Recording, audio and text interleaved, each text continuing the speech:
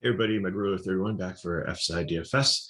I will be covering the 11-game super juicy, tons of options. Feel like I'm at a really nice buffet. Um, Not knowing what to choose slate for Wednesday, August 4th. If you're looking for the early slate, I did do a video for that, so just pause this one. Go to our channel, check that one out. If it's before 12:35, I think that's when that slate locks today, and I can get that information, play early, and then come on back and we'll get you set up for the night. So like I said, lots of options, no weather issues, tons of pitchers, lots of expensive pitchers, not really anything low mid-range, lots of good stacks. So I'm going to just kind of fly through these games and let you know my thoughts on the pitchers and some of the bats. And then I'll break everything down at the end, just kind of give you a summary, and then I'll give you what I'm doing for probably cash and a GPP look. So, and again, if there's a lot of things I'm going to talk about here that I like, I'm going to play two primary lines, but I'm probably going to have a lot of secondary stacks. In FanDuel, I love playing the $2.22 one, and on GK or on DK, usually the $4.20 max is where I'll just experiment with a bunch of stacks. So anyways, let's get into it. Baltimore and New York, Matt Harvey, been pitching better recently, but still Matt Harvey. Jameson Taillon, 10K or 10.2K, way too high. Yes, he's won, I think, 4 out of the last 5 or 4 out of the last 6 games, but they've been ugly wins. He's been getting up runs. He's been getting up hard contact. This Oriole team, I know the Yankees put a spanking on them last night, but the Orioles did the same to them the night before. So this Oriole team continues to be cheap. If you're looking for some cheap bats, but an expensive stack, I like this against Taillon. I think he will give up some runs. I don't think there's any way I would ever pay 10.2 for him. Way too expensive. Matt Harvey, not really interested in. Yankees bats in a great situation. They have a 6 total, which is very high. Remember, Harvey is sometimes a reverse splits pitcher, so the righties as well as the lefties. I don't think you can go wrong with many players here. Besides Brett Gardner, I love Brett Gardner, being a Yankees fan, but I just think at this point, DFS wise, he's cheap, but I'd rather find another guy in the price range. Okay, moving on. Next game, Philadelphia and Washington. Chase Anderson against Pablo Espino. Not interested in either one of the pitchers. Philly bats, maybe. They're still dealing with a couple injuries that just seem kind of underwhelming. So many other options. I'm not even looking there tonight. Washington against Chase Anderson. Yes, I like that. Not like this is like a secondary fill-in thing, or maybe, in one of the cheap stacks here. Like Soto, like Anderson gives up hard contact. So like Soto, Bell, and Yadiel Hernandez, he just keeps on getting hits. I think it's 6 or 7 straight games. He just keeps on accumulating DK points, and he's super cheap at 2.4. So if you're looking for a cheap outfielder, he's definitely one I recommend. So I think I will stack some of the bats here. And even if Chase Anderson has a decent outing, the Philly bullpen has really struggled recently. So I love targeting them. So Washington definitely in play for a GPP stack or some cheap fill-ins. Cleveland against Toronto, you have Mejia against Matz. Ever since Matz has come back from IL, I believe he had COVID. He just hasn't been the same. So I don't know. Hopefully he didn't have a severe case of COVID. Hopefully it's just precautionary. Maybe it's just rust, or maybe, like, I don't know, out of sync. It's just, he hasn't been the same pitcher. So Cleveland, it definitely makes some cheap Love Straw leading off at 2.3. Can't say enough good things about him with his speed. Not going to hit a ton of home runs, but can get on base. He was one of the patient Houston hitters that they had, and has a lot of speed, so he can turn a single into a double or a triple really fast. Rosario Ramirez from El Reyes hits lefties really well. Just a lot of good potential here for some cheap bats, especially with Straw and Harold Ramirez, but also like a reasonable GPP stack also. Toronto, I think, is going to be very popular. Also, Mejia has been giving up a lot of hard contact, a lot of home runs. They're super expensive. Springer has been super consistent. Vlad, the rest of the guys, if you can fit them in. Corey Dickerson, you get a nice price break there at 3-4. So if you're just looking for like a guy in a great situation with a lot of protection around him up and down the lineup for 3.4K, definitely lock him in. And the J stack is going to be hard to fit in. I think they're going to be more of a GPP than a primary stack for me tonight. Mets in the Marlins, Carlos Carrasco, Zach Thomas. I like both pitchers. A little bit risky. The Mets have a much better lineup. Nemo seems to be back here. They don't strike out a lot. Thompson, again, a young pitcher on a team that's looking towards the future and not this year. So I kind of worry like how long it's going to go. And then Carrasco, same thing. Just coming back from an injury. He's coming back from an injury and he just really hasn't gotten back to where he has been. Like, he's a really talented pitcher, but again, like, how long are they going to let him go? So we just don't know what's going to happen there. So I think he's intriguing in the mid-range, but again, a little bit risky. Zach Thomas, the same thing, but he's only 7K. Bats on both sides. There's so many better situations tonight. They only have a 7.5 total. Again, if you're stacking teams, either side, maybe, but I don't even think if in my 20-man lineup or 20 lineup, like $4 or $22.22 on the FanDuel, that I'm even going to consider stacks from these teams. Boston and Detroit, you have Eduardo Rodriguez and Casey Mize. Erod has been good, but again, he can give up home runs and stuff. 9K is a little high for him. If he was like an 8K in the slate, he might be the one to kind of pair with an upper guy. But if you look at where you can have like Max Scherzer for like $100 more, or Ohtani for just a couple $100 more. Ohtani's 9.5. So I just can't justify playing Erod here, even though Detroit's been better recently. So some of these right-handed bats for Detroit look kind of good against him. He's on the other side. We don't know, like, he go 3 innings, he goes 5 innings, 6 innings. Like, they're resting him. He's on load management, so not interested there.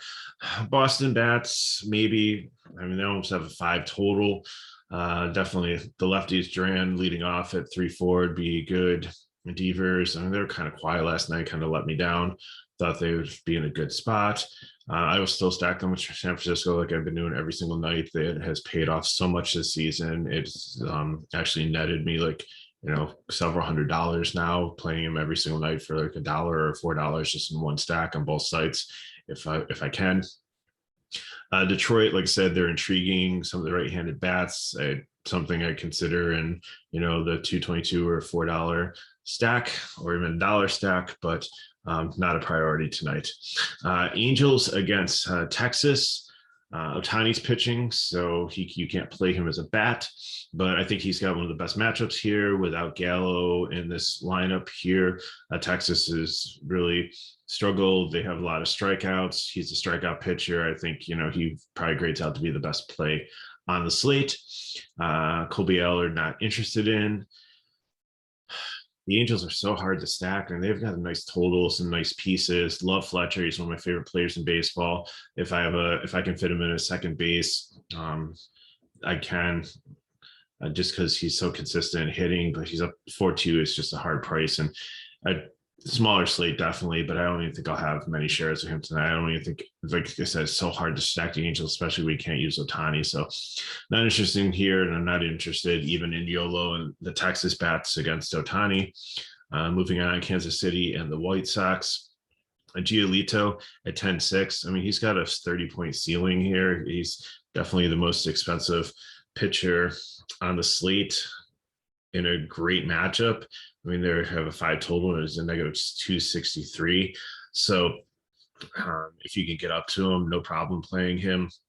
Carlos Hernandez on the other side, not interested in the Kansas City bats, even as a leverage play, because I really don't think Giolito's ownership with the 9K guys is going to be that high. And then looking at the bats, love the lefties here. Hope Sheets makes the lineup. He's definitely a nice left-handed bat. Looks like they got a lot of righties here in the projected lineup, but I think they're in a really good spot here, and probably my second favorite stack on the slate, next to Colorado and Coors. Atlanta and St. Louis, you have Drew Smyly and J.A. Happ. Smyly, 6.8. He might be the cheap guy that I'd consider going. Like he's got probably going to face an all right-handed lineup, but St. Louis has just been struggling, even bringing some of the bats and stuff. It's just, I thought they'd be doing so much better. Like, they have flashes of brilliance, but overall they've just been disappointing this year. So I think Smyly is playable at 6 to 8, and just hope he gets you like 15 points. And if it gets you the rest of the lineup what you need and they go off, then that's a win. Happen the other side, no way. Absolutely love in GPP the Atlanta right-handed bats. I know that Elvis was pretty popular last night and he kind of let us down, but Soler had a home run. So love the righties. Freeman, I'd probably sit out here just with his price in the lefty matchup. Hap hasn't been bad against lefties; it's been righties. But Riley's been very has had a really good streak of hitting and production. Duvall coming over from the Marlins, really like him. Swanson. So, I'm going to take a 5-man stack of LB, Soler, Riley, Swanson, and Duvall. If one of them is not playing and there's not a right, I like I'd even consider Kevin Smith as the catcher at 2.1K.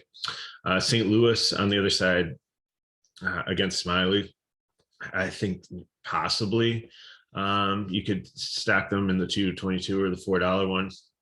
Don't hate that. I could see it, but they're not like, they'd probably down lower in the teens. So if I stack in 20, then up in like the top 10.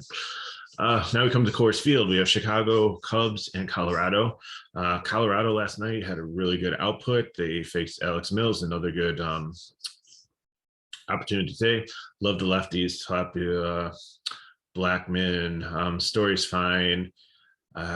Really hope that they move up like McMahon or Hilliard. Hilliard had a monster game last night. He's super cheap, and he's still like, I don't understand his pricing for Colorado, because you can get in, I'll let the secret out right now. Like, with the build at the end of the show, like, I'm using Colorado as my main stack, and with 2 9K pitchers, and you still can get 2 other decent guys in there. It just is insane how cheap these guys are at Coors Field against a marginal pitcher. Like, Tapia 3.7, Brendan Rodgers 3.5, Blackman 4.1. I had to look and make sure I didn't have FanDuel pricing up here when I originally looked at the slate, just to make sure that I had the right numbers here. But Story at 5.2 is the most expensive one.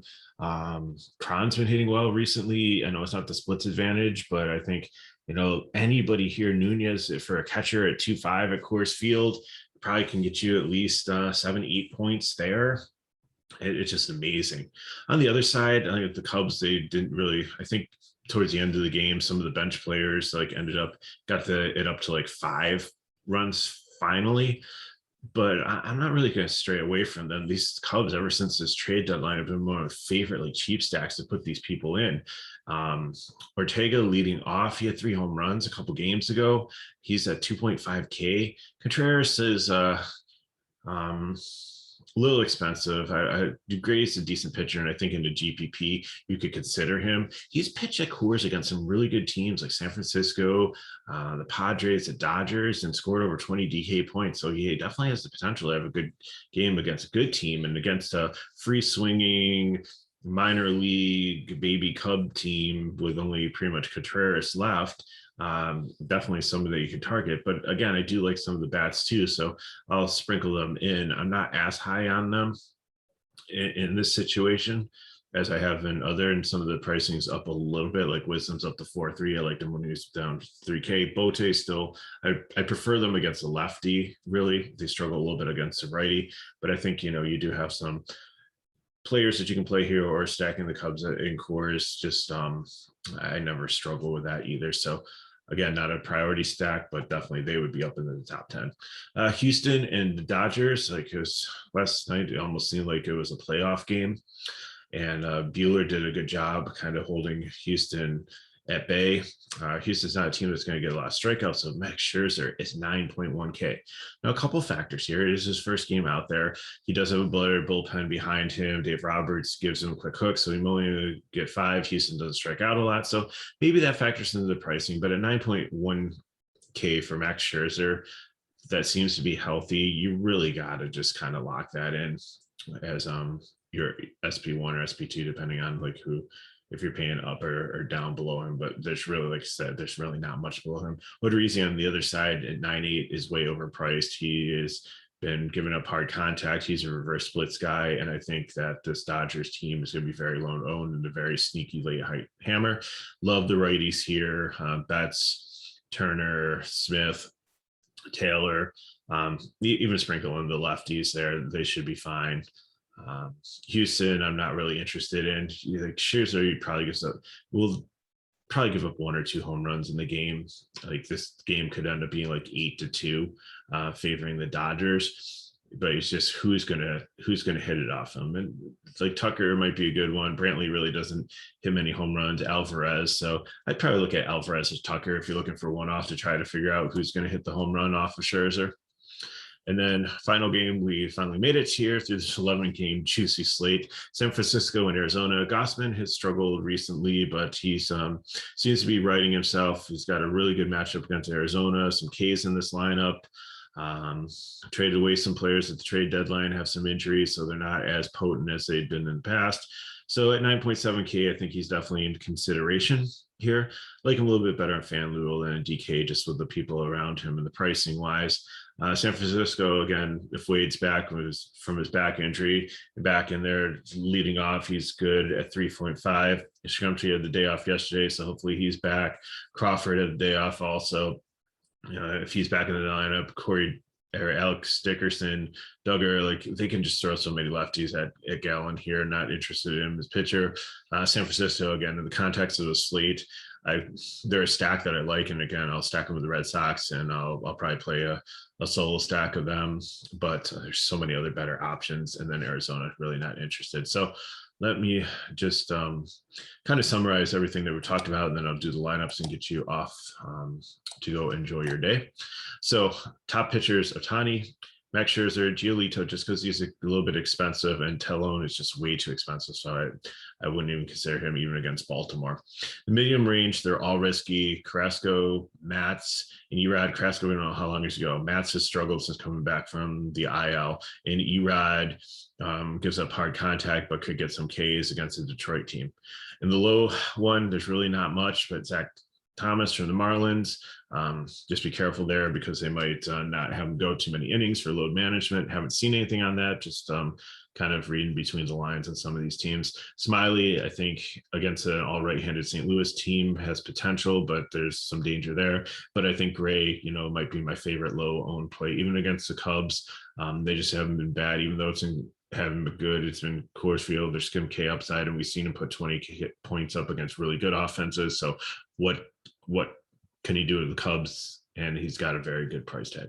So stacks: top one, Colorado, White Sox, Yankees, Toronto.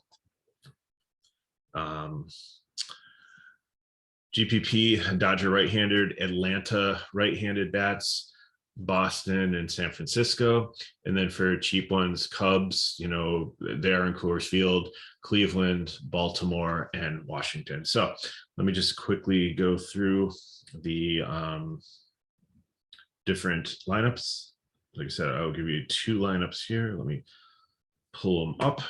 Okay, so for the cash one, I am going to be stacking Colorado, like I said. So I'm going to take Ohtani and Scherzer as my pitchers. I'm going to take Nunez as my catcher. I really like the price there. I think that's definitely in play there at that price. And if you look at catchers, like he's right in the range where I'm fine playing him as a low price catcher in a great situation. So then McMahon hopefully moves up in the lineup, maybe to second.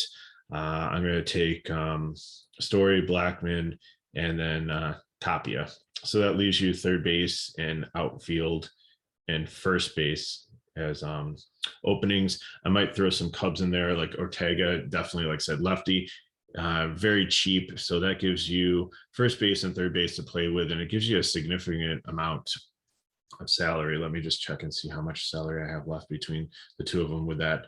So that's Nunez at catcher, McMahon at second or third, Story, Blackman, Ortega, and Tapia. I also like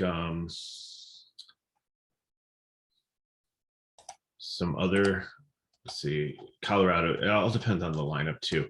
If Hilliard he's the guy I'm looking for, is out there, like he's only like, he's so much cheaper than Tapia or Blackman. If you want to put him in there in the outfield, then I'm fine with that too. That saves you some money. But you have 4.9K for third base and first base. So I mean, you can play Vlad at first base and then a decent third baseman, or you can like play Turner at third base and a decent first baseman. So there's so many options in this lineup. So we have two great pitchers. We have Colorado guys in a great matchup at Coors, and then we still have almost 5K left between the two positions, which have very good hitters. So I could not ask for a better opportunity for a cash lineup with pricing and situational tonight. For GPPs, like I said, I'm going to go up to Giolito, and then I am going to take Bray. So Albies, Riley, Swanson, Duvall, and Soler. One of my ideas to fill in here is I'm going to take Y. Hernandez and Bell. They should be hitting close to each other in the order from Washington. And then for catch, then just figure out who your SP2 you want to be and what your catcher is. So if you punt catcher, you can get somebody into like the 9K range in pitchers. Or if you pay up a little bit for catcher, then you definitely can get somebody in the 8K range at GPP. If you can get down to like Gray, if you want to like upgrade, if you don't even want to play the Washington guys, like there's a pathway here where you could play if you go down in pitchers, and maybe even you come off Giolito and go down and start with like Max as your SP1, and then take like Gray or somebody or Thomas or something as your SP2, then you can get Vlad Guerrero and Springer, just taking two pieces from that explosive Toronto offense. It's a great place in the stack, and then punt catcher, and you're good. So tons of options tonight. So thanks for watching. Hopefully I didn't confuse you more than help you, but it's a great slate just to, if you have some time today, just to build your core lineups, and then just like in those cheap ones, like $2.22 on FanDuel, $4 a DK, even in like the quarters, dimes, just play around with some lineups, just make some stacks, have some fun, and hopefully it's an enjoyable night for everybody. So thanks again for watching. I'm MegaRuler31. Reach out to me on Twitter at MegaRuler31. Leave some comments below, and we'll see what we can do to get back to you to help you out. So good luck tonight. Thank you.